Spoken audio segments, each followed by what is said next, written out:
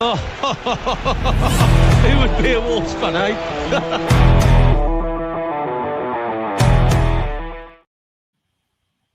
Good evening, good morning, good afternoon, whenever you're listening to this wonderful podcast. We are your preview show for match day 2, Bournemouth versus Wolves in the Premier League, in association with the Sports Social Podcast Network, FCquiz.app, and the Boston Coffee Company. On what seems like a bit of a tumultuous week, or worrying week as a Wolves fan going into the last 2 weeks of the transfer window. Joining me to talk about all the ongoings and outgoings, it seems, is Gav and Ali. I'll come to you first, Gav. How are you feeling with just a couple of weeks left in the transfer window and the way that Wolves have positioned themselves so far? I think you've got to say it's concerning. I think everyone's got to say that at the minute, haven't they? Because it doesn't feel like we've really replaced any of our big boys as of yet. I know we sold Cunha and got Arias in, but Arias still, as much as we've got confidence in him, he's still unproven. The wing-back areas so far, you can't really judge the lads so far that we've bought in wing-back-wise, but, not too much confidence there. But obviously, when time goes on, that might grow. But at the minute, they've got to do a lot more, haven't they, in the window? Massively so. And looking at the start to the season, obviously it was Man City, Ali. I mean, it was going to be a difficult challenge. But you'd look at that squad there, we'll talk about it shortly, but you're taking Jurgen Strand Larsen out that side, Hwang Yi-chan as well as depth going out that squad. How are you feeling about the way this squad moves forward? I feel a bit sort of similar to every other summer or every other window where you feel like we're 2 or 3 short, certainly for the last sort of 3 or 4 years. But as you said, if you take Strand Larsen out of that,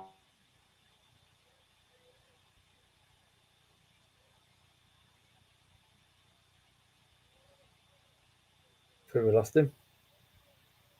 Yeah, potentially. I mean, Strand Larsen going out is a massive loss, Gav. And I mean, we'll go straight into it before we're talking about the game, obviously. Yeah. This transfer chaos at Wolves. Fabio Silva, okay, people wanted him to leave. He's potentially going to Dortmund. Hwang Yi-chan potentially going, 1 million loan plus 12 million. What may have been an obligation that Wolves want, but Crystal Palace are pushing for an option. And then the main man, the sole forward at Wolves now, Jurgen Strand Larsen, potentially has agreed personal terms with Newcastle, and Newcastle have bid £55 million is the news that's all over the internet at the moment, and Wolves are pushing for 60. Is it a matter of which whoever's the last striker at Molineux turns the lights off, Gav? Yeah, well, at the minute it looks that way, doesn't it? And it's probably going to only be Sasha at this point, isn't it? The way it's going. But I mean, it's all well and good setting all your best players if you're going to replace adequately, and I think that's the main concern, isn't it? I think the fear is, within the fan base, is that we're going to sell them and we're not going to replace them. And with only how long we got left? 2 weeks, something like that. Look how many people have rejected us already. You're going to go for your number one target. You could pay over the odds. That player could reject you. All of a sudden, you've lost a couple of days there. Then you go to your second target. He might reject you. And let's be honest, Wolves aren't exactly as big of a club that we are and the history that we have. We're not an attractive proposition at the minute. And that's got, truth be told, that's the situation that we're in. So they're going to leave themselves short. So, I mean, you can't really judge it until the window closes. But if JSL goes, Fabio we already knew was going, they've got a lot of work to do. Yeah, I agree. Looking at the Jurgen Strand Larsen situation, Ali, I mean, he's handled himself very well. He's not been one who's looked for a move. But he is a good forward. He's performing in the Premier League, and Newcastle are at a position where they're very desperate. Is the best situation for Wolves now just to say to Strand Larsen, get your head down, get through to the January transfer window, and we'll look at doing a deal then. Because 2 weeks to go, we're not going to be able to replace a player of his caliber, are we? No, and I think at this point the money almost becomes irrelevant. It's not about the money; it's about being able to find someone who can replace him. And as Gav says, we are not within a 2 week spell going to find another striker who's going to want to come to us, who will score 14 goals last season. Yeah. We're just not going to do that. We've struggled to find anyone, never mind a proven Premier League striker. I think if we were, if you were talking at the start of the summer, you might have said 60 million for him after paying that. But you might have said, okay. And if we had owners that we trusted to actually replace adequately, similar to Bournemouth who were playing this weekend, or Brighton, clubs who, when they sell their players, they actually have somebody lined up to come in. Yeah. If we had owners like that we trusted, then, and it was earlier in the summer, then you might have a conversation. But with 2 weeks to go, the money is almost irrelevant to me. It's just we will not be able to replace him. And exactly as you say, then, I mean, it's been banded around with, doing an Isaac, all this gentleman's agreement stuff. But that's the conversation you're having with him now, and saying, look, we need you. Give us one more season and you can go next summer. But we can't let you go now. And he doesn't seem the type to down tools, go on strike or do whatever, to force it through. Everything that comes out of the club is, he's a good lad. He'll, yes, he may have agreed terms. Good. I mean, why would, it's a Champions League club. He's going to be interested. But if he's prepared to stick it out and say, look, one more season, Strand, next summer, 50 million, 60 million, you go. Just give us another year, because we can't. We're not in a position where we can replace you. It's the one area of the pitch where we're short in other areas, but we just cannot afford to let another. We have no other number 9.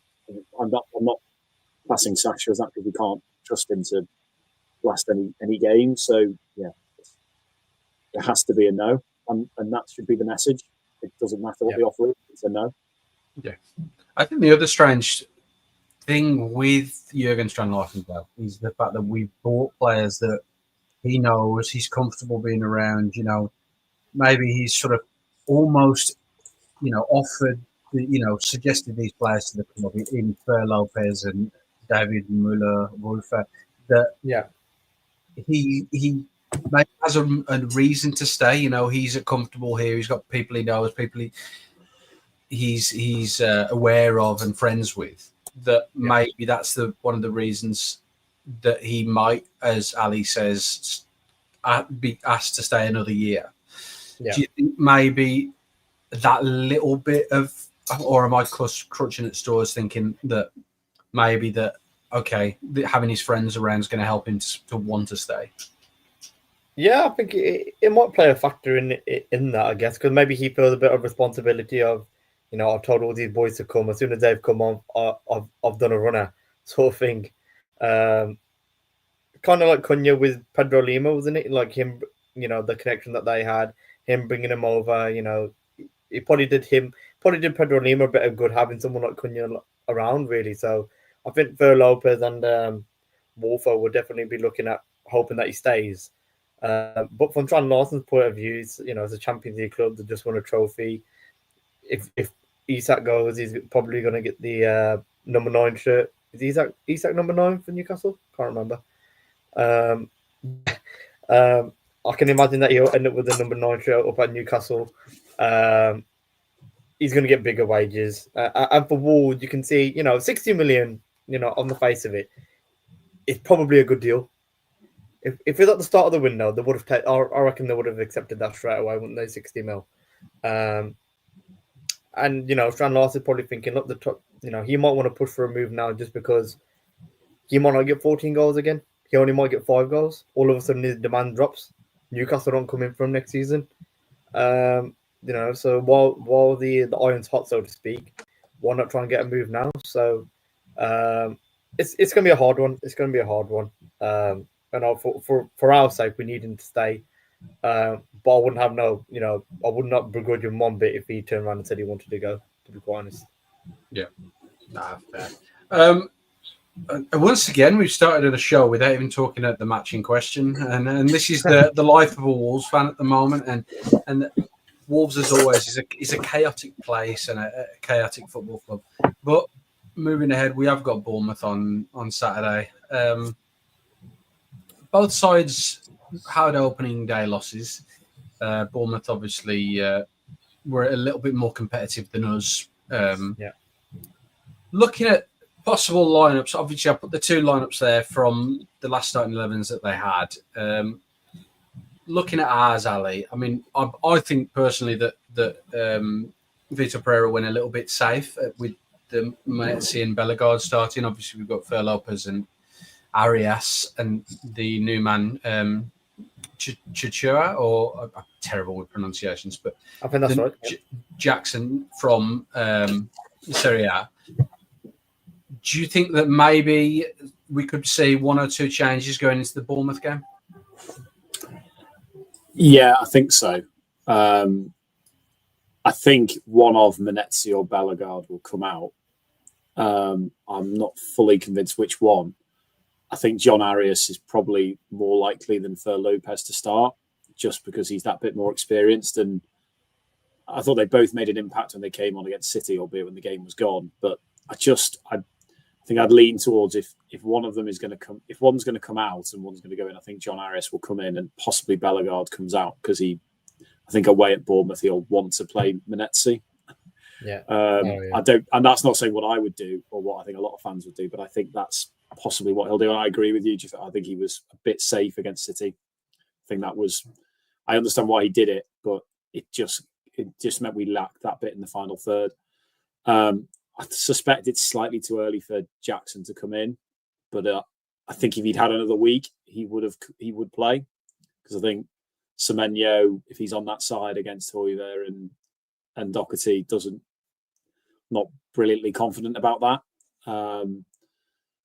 and the pace that they've gone on about that Jackson has might have coped a bit better. But I think there's certainly a case for both Lopez and John Arias to come in, but I think probably it will just be one of them at the expense probably of Bellegarde, and then I think he'll probably stick with what the lineup was against City otherwise. Okay. The only other man who's sort of got a bit of a cloud over his head, and we talked about him on the review show for the City game, was Emmanuel Agbadou. Obviously, he's had a bit of a rough time in pre-season, and against Man City, he just didn't look himself at all. Yeah. Is there a potential, you think, that maybe he gets him to sit out for a couple of games while he potentially sorts any issues that he's got out? Or do you think, as Ali's saying, we maybe see one or two changes in the attacking side of things?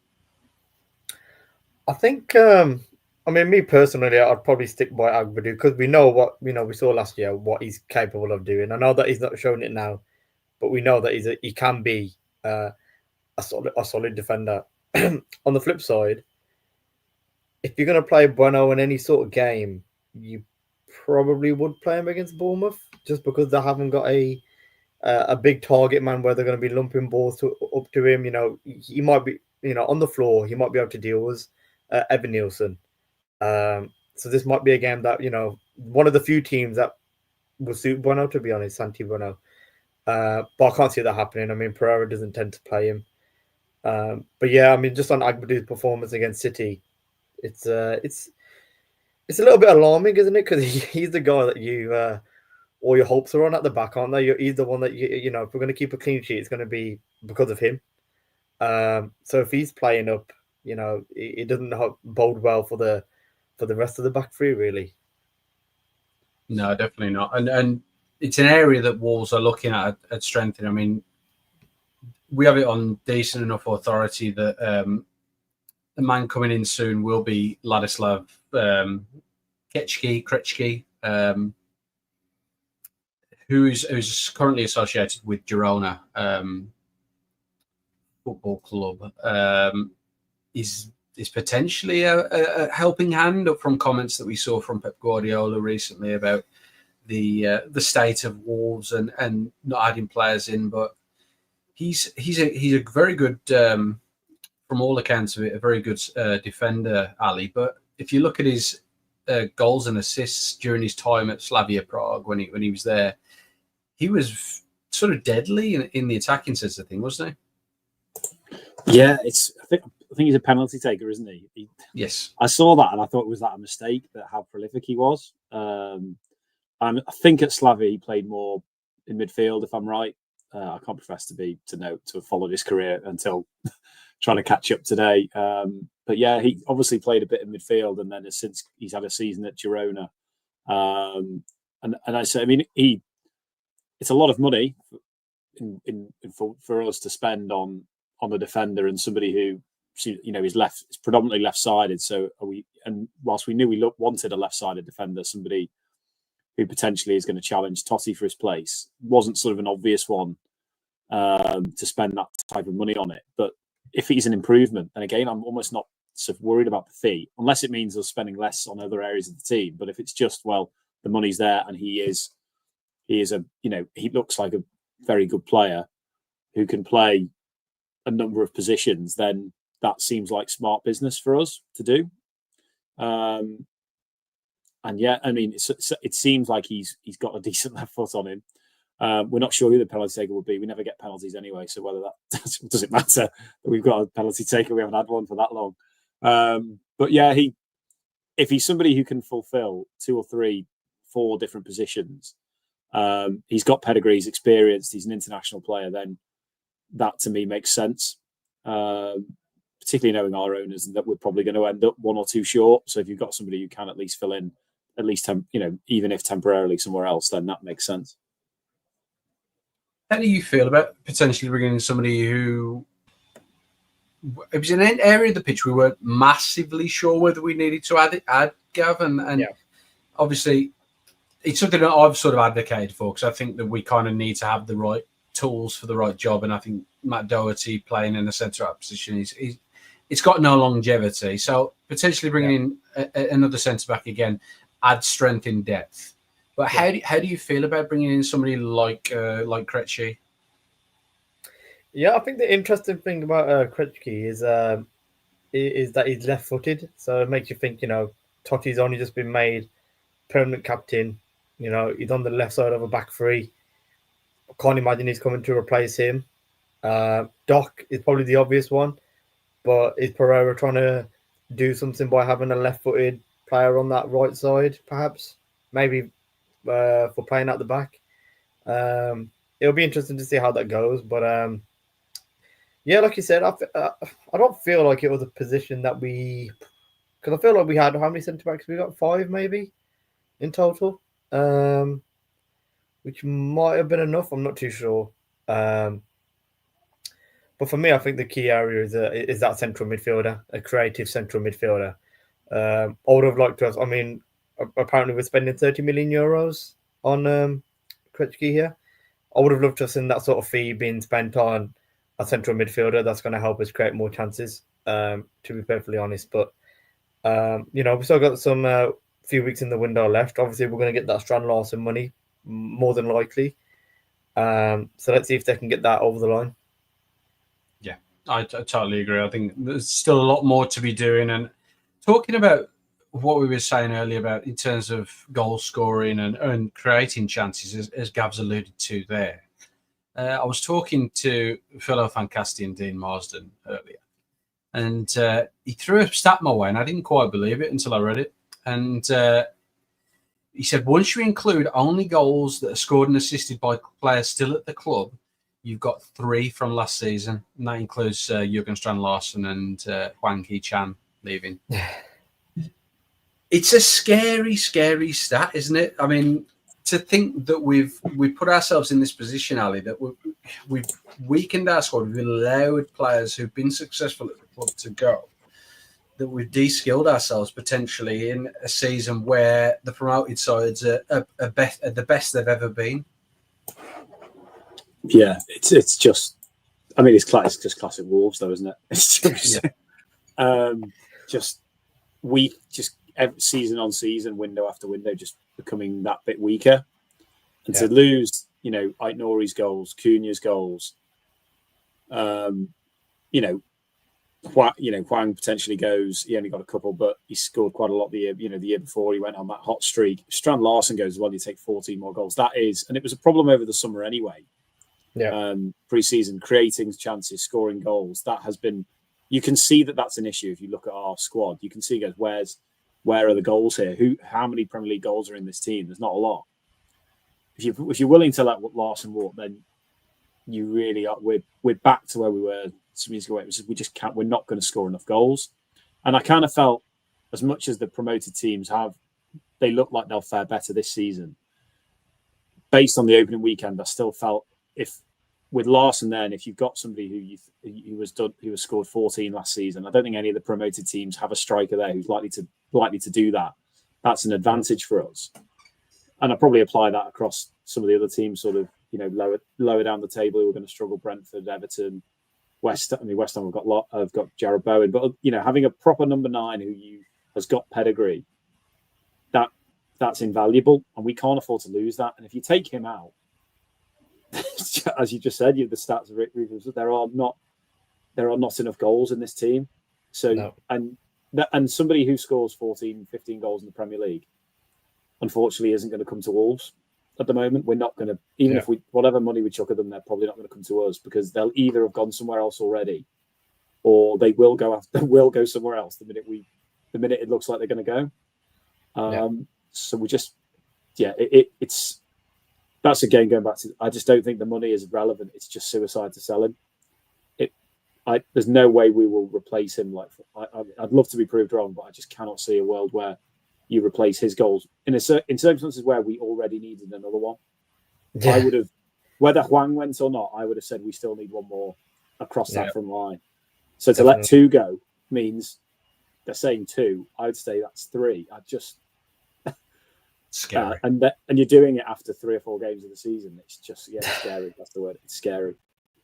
Yeah, I mean, looking at it, worst case scenario, Gav. And I hate talking about worst case scenarios, because it seems like I'm repeating myself all the time, every year.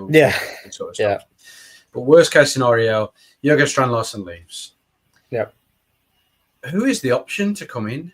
And I'm going to throw some names at you, and they're going to sound insane. And it's not even insane for a good reason; they're insane for a bad reason.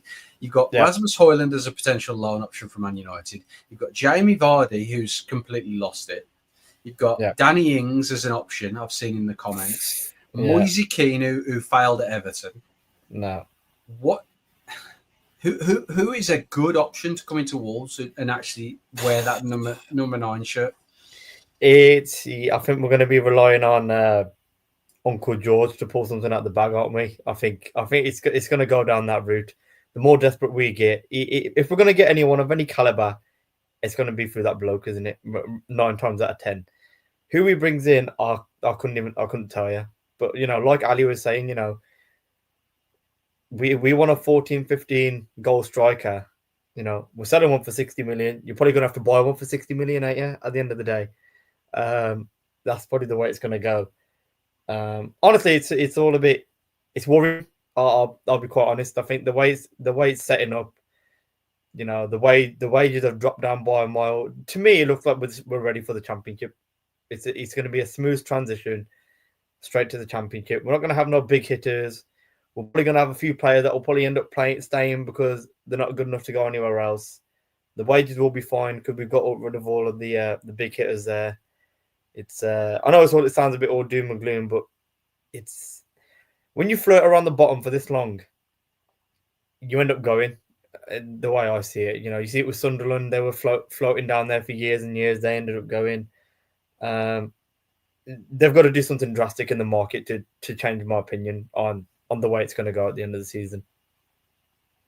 Yeah, I think I was talking to somebody else earlier about this as well, and the situation that we find ourselves in is delicate. I think it's a very, very, very tight line that we're walking ourselves.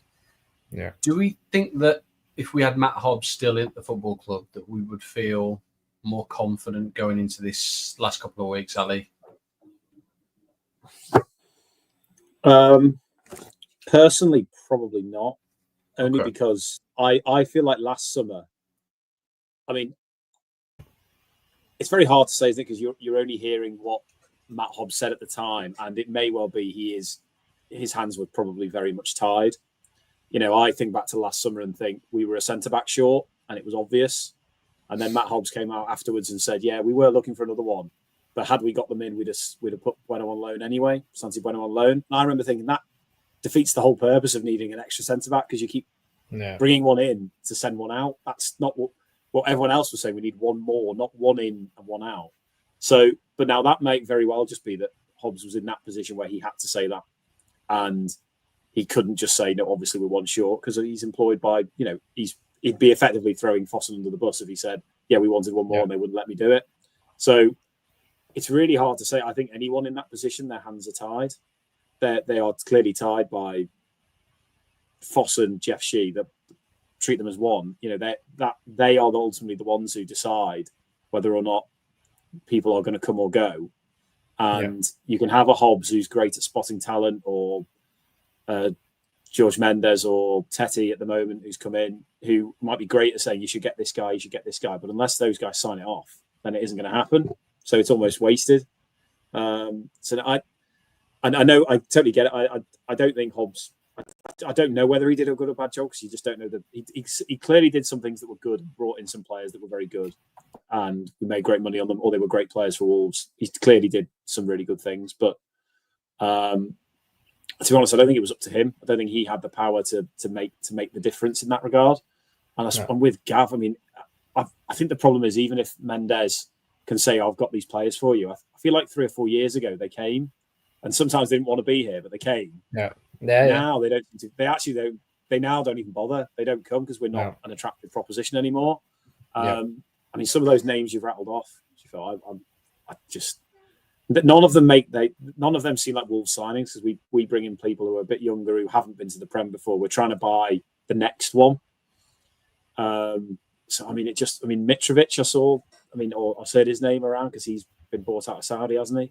Now, that would make sense, but Wolves don't buy players who make sense, or bring players where you think, well, that would make sense. But if we don't do that, we'll pick someone I've heard of, and they might turn out to be great, they might turn out to be terrible. It just this one just see when you've given up so much this summer, to let one go now like that would just be just suicide. I think that might be the turning point where. I know with Fossen, it's very much a mixed. There's some fans who are sort of on board with them. Very different online, but I don't see how anyone could defend that. No. How anyone could say that must be for everyone, and say, for all the good they've done, that is, everyone from the outside could look at that and go, that is suicidal. And I almost think no other club in the Premier League would even entertain it. Would just say, if they came for your best, for your only number 9 when you're already short, and say we want him, they just say it's a hard no, it's a no. And that does happen. You've seen it happen in previous winners, and they've said no, that is not happening. And clubs can do that now. Palace have done it in years gone by. They just say no. We don't need the money. We're not. If we're not going to breach FFP. We don't actually need it. So no. That has to be the line. Yeah, and that's the scary thought, is that we're not protecting ourselves, are we, Gav? That we're not bright. You wouldn't see Brighton doing this. You wouldn't see. We're not seeing Brentford do this. They're being very, very firm on Jan Visser at the moment. That we're not. We don't know, because we're not at the end of the window. But we feel as Wolves fans, we're in a position that we're in, is that we wouldn't be putting ourselves in a position of strength in these sort of negotiations. That we wouldn't be saying to Newcastle, "Sling your hook," go somewhere else. Another foul target for you. We don't feel like Wolves have set themselves into a position of strength in these negotiations, have we? No. I know you're perfectly right. I mean, like Ali touched on, we don't need to sell him. We're not on the verge of. It's not like years gone by when we had to sell Neves, sell Nunes to scrape over the PSR line. We're well clear of that. They can't even throw that one at us anymore, really. So we can't hear any of that. And the thing is, it's not like we had a Cunha situation where he was desperate to go, put the release clauses in and everything. He's happy to stay. Everyone knows JSL has come out and said he's happy to stay. So unless he was kicking up a fuss and he was going to do an Isak saying, I'm not going to play, I can't see my future here, this, that, and the other. Their hands are tied. But in this situation, the cards, what's the phrase? The ball's in there, essentially. They can decide to sell him if they want to sell him. Now, if they've got a replacement that they feel like they've got one lined up for 30, 40 million that's ready to come, that they feel that's going to score 10, 15 goals, by all means, okay, £20 million profit. You might not get that money next year. It's still a risk, but if to have someone lined up, you can accept it a little bit more. But the thing is, I don't trust them to spend that money. I can't see us spending 40 million on a player. I was talking to someone at work today. 30 million is nothing these days. It's nothing. Bournemouth will buy a random centre back for 30 million that you've never heard of. That's 30 million. It's not a big fee no more. You're 40. You need to be for if Bournemouth spent 50 mil on a centre back, you'd be like, oh my god, you know what? They're going for it this year. But everyone spends 30 mil now, so they need, if they're going to sell JSL, they've got to reinvest more or less all of it back into another striker. Yeah, 100%. Last bit of negativity before we move on. I've got a list of clubs in front of me, Ali. I'll read them out. You tell me what they've all got in common apart from Wolves. Sheffield United, Leicester City, Leeds United, Wolverhampton Wanderers, and Southampton. Now, these are these 5 clubs are the only over the last 3 seasons who've turned a profit. Now, I mean, even a person who's blind can see what the other 4 clubs have got going from. And I think I said it about Vitor Pereira's starting 11 against City and that word safe. Do you think we are being too safe in terms of financials? Because putting ourselves amongst those teams that are no longer within the same league as us is, again, daunting, scary. These are the same words we're hearing over and over again on this podcast. Yeah. I mean, I remember the first time you heard the word self-sustainability and how much I remember hearing it and thinking, hang on, that's not what was being said 2 years ago or a year ago when they took over. They said, we're gonna go. And I remember hearing it, and it's always one of those moments where you hear, I remember where I was, what I was listening to it on, and thinking, that is not what they said before. That doesn't sound good. And that was when we were good. That was sort of when we were, top 7. And I remember thinking, that doesn't sound good. That sounds like that's very hard to do. That's very hard to be self-sustainable and successful at the same time. It's possible, but it's very, very difficult. And alas, it's been proved we have not been able to do it. We can't do both. You can be self-sustainable. You can make money on players, but to actually be successful or to maintain a position is difficult. And we've just slid every year. If you look at the league tables over the last 5 years, you can see it. We've slid massively. And so we've clearly been too safe. We've sold too many players. All the players we bought haven't been good enough.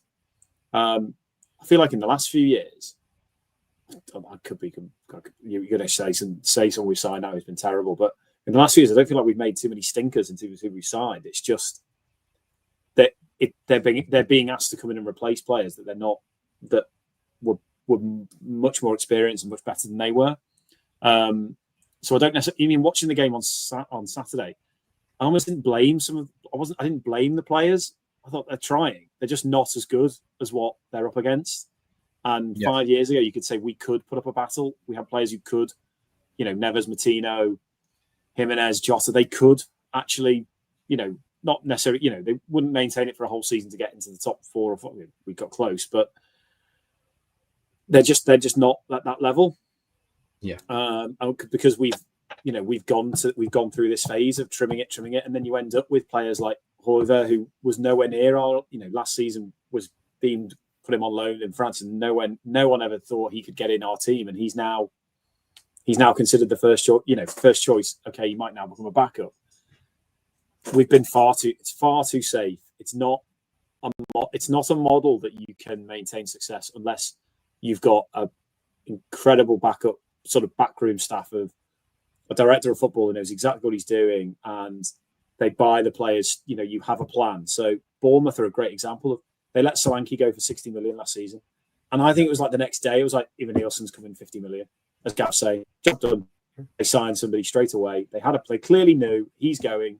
We've got somebody lined up and he's coming. And they reinvested it in it. That's how you do it. We don't do that. We sell Cunha, we sell Night Nori, and we're waiting for weeks and months for who's coming in. And we're still waiting. And So we've been. You can see that table, and it's scary because Southampton were that team, weren't they, who were churning players, selling them, and just staying up and saying, "Oh, what a great model!" But it bites you. And we've got away with it in the last couple of seasons because the promoted teams have been so bad, and we might get away with it again. But it's just no joy, is it, being a fan? It's really depressing because every year you sort of go, "What are we looking forward to here?" And we might not get away with it this year, and it's just no way to live, is it? No, it's a lot of pressure. No way to live. Yeah. It's a lot of pressure. Like I said, that's a little last bit of negativity that I want to deal with on this show, sort of thing. So yeah, as always, it is a Premier League weekend, so there are plenty of other games that are way more enjoyable and have got a lot more positivity going on than the game at Bournemouth the weekend. I mean, I'll put the weekend fixtures up on the screen for those who are watching on YouTube. Started tonight with our relegation cohorts, West Ham United going up against Chelsea. What sort of games are you interested in watching there, Gav, to sort of take your mind off the wall situation at the moment? It'd probably have to be the Burnley-Sunderland one, just because they are going to be our competitors this season. Plus, it's two newly promoted teams. You know, I think Sunderland got off to a great start last week. Let's see if they can do that again away from home. Burnley still looking, well, obviously had a heavy defeat to Tottenham. Was it 3-0, 4-0? So they'll be looking to try and get their first win at Turf Moor. So I think that one will probably be the most interesting one for me. I'm just having a look now. Yeah, I'd probably say Burnley Sunderland. Yeah, and how about you, Ali? I mean, we've got the Alex Isak derby on Monday night. Is that where you're looking for the enjoyment and potential slaggings between two clubs? Yeah. I was going to call it the Isak derby. That is set up brilliantly, isn't it? That could barely be timed better. I mean, City versus Spurs is quite an intriguing game because Spurs had a good opening, but it'd be interesting to see how much of a difference Frank has made and if City are genuinely contenders again, or were they just playing us? That would be interesting. West Ham Chelsea as well. I mean, West Ham was bad. I mean, they looked so poor in the first game. I mean that I think Chelsea are a bit. I think Chelsea is just interesting because you just don't half the players you can't remember whether they've signed them or not. So I think there's some good games there. Arsenal Leeds. I think Leeds obviously had a good result, but I feel like away from Ellen Road, reality might strike that it's not that easy to play. It's easy playing Everton on a Monday night at home when everyone's up for it. Away at Arsenal might be a different proposition. But there's some good. It feels like there's a couple of. So there are some good games there that can take our minds off what's going on down south. Definitely. As I did on the last preview show, Gav, we're going to continue this theme of bold predictions. So, what is your bold prediction for Bournemouth away?